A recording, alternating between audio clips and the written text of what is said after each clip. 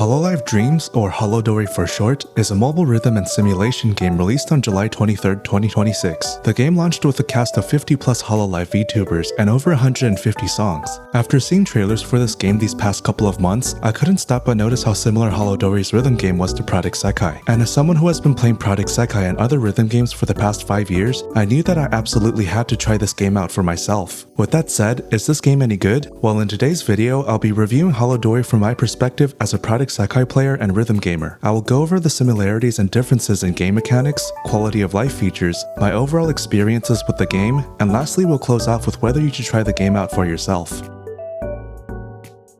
Before we get to the rhythm game, let's start with some first impressions of the main gameplay and UI. Upon booting up the game, you are greeted with an open world, where you can walk around and interact with the various chibi holomems, do quests, and open treasure chests. If I were to make an analogy to Project SEKAI here, this gameplay reminds me of the My Sekai game mode, but imagine that it replaced the Sekais and the real-world maps on the main screen.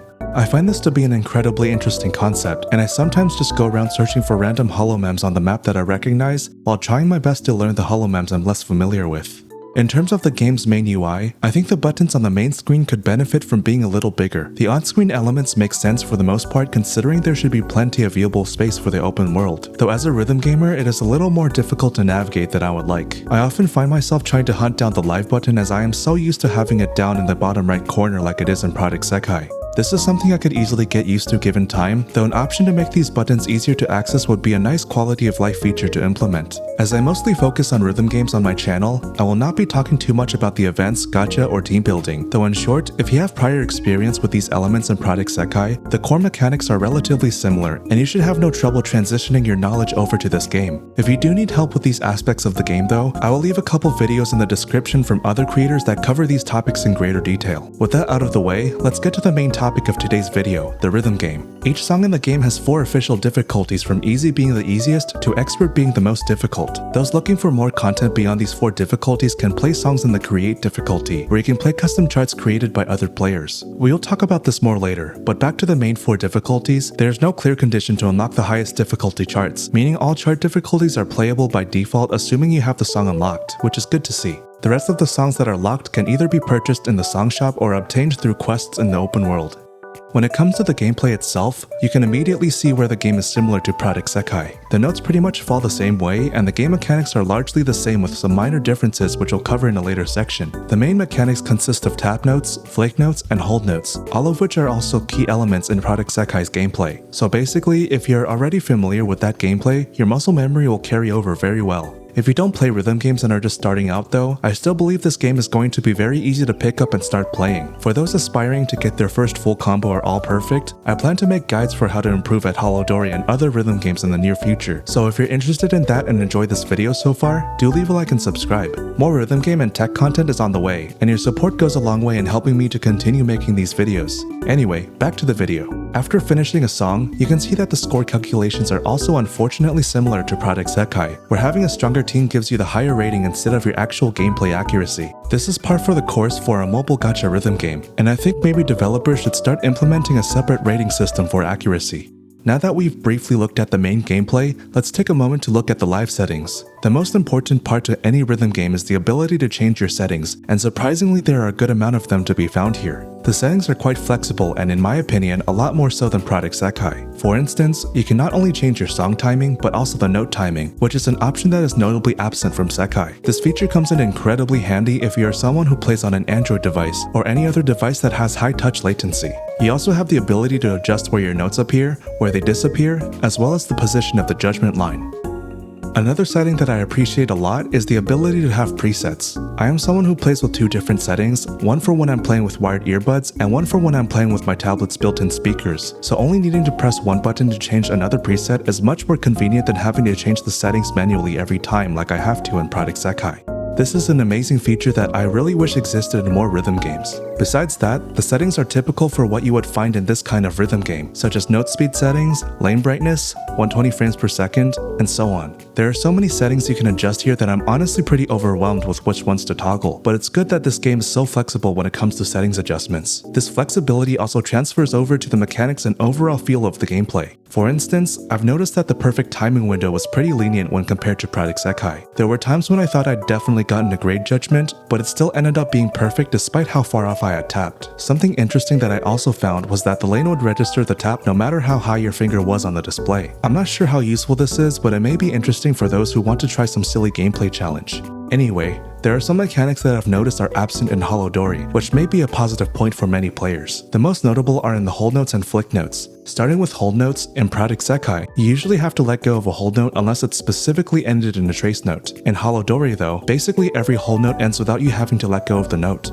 I personally find this change to be quite enjoyable and a breath of fresh air compared to Project SEKAI. In that game, charts created after the 3rd anniversary update started ending their songs in trace notes, so if I lost my attention even for just a little bit on older songs that don't have trace notes, it would have cost me my full combo or all perfect. So not having to worry about this in HOLODORI is quite nice, especially since it applies to every single hold note in the game. As for flicks, in Project SEKAI, you would have to tap into the flick before you do the sliding motion, which in my opinion punishes players with devices that have poor touch response. Whereas in HOLODORI there is no such tap restriction, making them function similarly to Sekai's trace flick. There are also no directional flicks, meaning if you flicked in any direction, you would not be penalized for flicking in the wrong direction. I feel a little mixed about these flick note changes. On one hand, I actually prefer them the way they are in Project SEKAI since it adds a layer of difficulty that is more fun for me. On the other hand, I could see why HOLODORI's implementation would be preferred since it is a lot more lenient for devices with high touch latency. Flick notes seem to be one of the biggest pain points in SEKAI, so much so that it took me a whole 18 minutes explaining how to play them in this video, which you should definitely check out if you haven't already. But point is, due to how complicated flick notes can get in SEKAI, I have a feeling that more people will prefer how flick notes work in HOLODORI.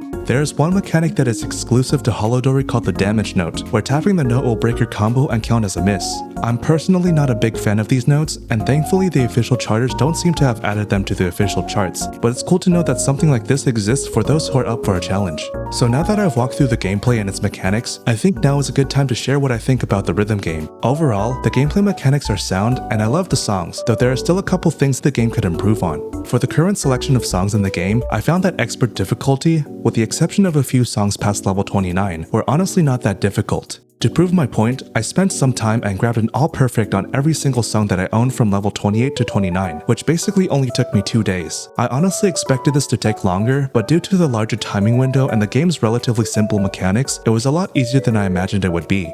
Even for the 2 hardest songs in the game, if I put more time into practicing these charts, there's no doubt that I would be able to get the full combo or all perfect at some point. The charts in the game, relative to Project SEKAI, are a little too easy in my opinion. Now granted, this game is still in its early stages, and more difficult content is bound to come over time, but in its current state, to get additional difficulty in the game, you would have to look toward the custom charts, which in my opinion is a double-edged sword.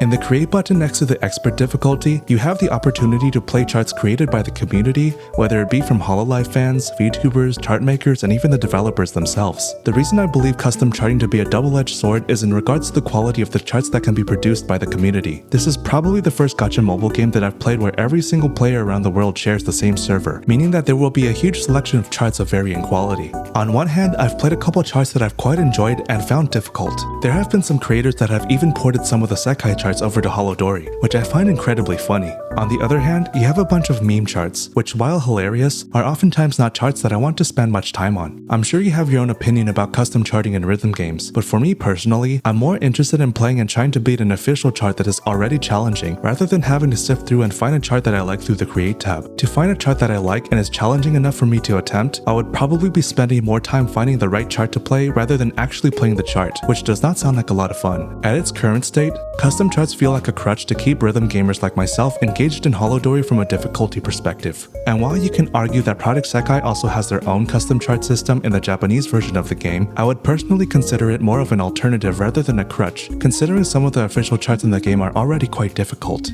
I believe there is a way to improve on this though. What would make this more interesting for me is the ability to vote a custom chart to become an official special difficulty chart, where it is not only fun but also challenging. I believe this would encourage some chart makers to prioritize the quality of their charts, and the winner of this new special difficulty chart can get their name in the spotlight. This way, the creator not only gets recognized by other players, but potentially the VTubers themselves. Do you think this could be a good idea, or do you think it could be done in a different way? Do let me know in the comments below. Moving on from the rhythm game, throughout my time playing Holodori, I noticed a couple of quality of life features that I really appreciated and wished were in Sekai. Other than the settings that I mentioned earlier in the video, the most notable feature for me is the ability to view chart data at the song selection screen, which allows me to see certain chart sections without having to pull up another site on a separate device like I would have to for Sekai. If you tend to play multi-lives a lot, you will be pleased to know that when one player leaves the match, the entire team doesn't disband with it. The ability to see your connection quality is also pretty nice. As for some features that I wish were in Holodori, I would really appreciate if the game took the screenshot feature from Project SEKAI, as it saves me from having to turn off guided access on Apple devices. I would also appreciate if the game didn't stop me from finishing a song after I lose my health. While it incentivizes the player to get better at the game, sometimes I just want to play the hardest songs until the end without the game stopping me. That about covers everything I wanted to talk about for this game. Overall, Holodori is a foundationally solid rhythm game, and while I believe the official charts to be a little too easy, I'm sure the content will continue to get more and more difficult at the higher end as the game continues to get updates. I also appreciate the large community potential this game has. Considering that all regions of the world share the same server, it means that you can make friends across the world and play custom charts created by anybody, something that isn't technically possible with Project SEKAI. Similar to Project SEKAI though, I will also continue to have my gripes with the fact that Holodori is a gacha-centered rhythm game. You are bound to run into a bunch of gacha quirks, such as the rhythm game score that prioritizes the strength of your cards rather than your gameplay accuracy, and other daily login quests and events you must accomplish in order to get better scores and unlock more songs. Though also at the same time, if Holodori being a gacha game means that this game will continue to get more charts and songs for free, I'd say it is absolutely worth the cost. So with all that said, should you play the game? Well, I think it depends on what you're looking for. If you're someone who is a big fan of the VTubers in the HOLOLIVE community, I think it is a no-brainer to play this game. You get a chance to play your favorite songs in a pretty fun rhythm game, and to interact with your Oshis in a cute open world. If you're someone who plays Project SEKAI or any other rhythm game and are looking to improve at rhythm games in general, I'd say this game doesn't really have much to offer when it comes to overall difficulty. Project SEKAI is considerably more difficult with its tighter timing windows and more robust mechanics. You also get a considerably wider library of songs in Sekai, and since the difficulty in that game scales way better, there's more than enough rhythm game content in that game for just about anyone. I still think Sekai is the better rhythm game, and I would recommend that over Holodori for anyone who is looking to get better at rhythm games in general, since that game has the way higher ceiling. As for me, despite what I think about the rhythm game, I'm still going to continue having fun with Holodori. This game has been a breath of fresh air having played Project SEKAI for 5 years, and so far I've still been having a lot of fun despite its relatively easier gameplay. While difficulty matters to me in rhythm games, the music discovery aspect also matters just as much. I am someone who loves finding new music, and it is thanks to rhythm games that I was able to discover some of my favorite artists and songs. It is thanks to Sekai that I love so many Vocaloid songs, and it is thanks to Mai that I was introduced to Suisei and my favorite song Bibi Diva. And now thanks to Holodori, I'll get a chance to explore this HOLOLIVE rabbit hole and listen to a bunch of amazing new songs. So if you're anything like me and want to play the game to explore new songs and to have fun while doing so, why not give it a shot? It's free, and the only thing you'd be losing is your time and maybe your money if you go too deep in the rabbit hole. Anyway, that's been it for me. If you enjoyed this video and learned something today, do leave a like and subscribe. As mentioned earlier, I plan to make guides and other videos about this game in the future, so if there's anything you would like to see in particular, do let me know in the comments below. Also let me know what you think about Holodori's rhythm game. It would be great to know what your opinion about the game is as well. Thanks for watching, and until next time.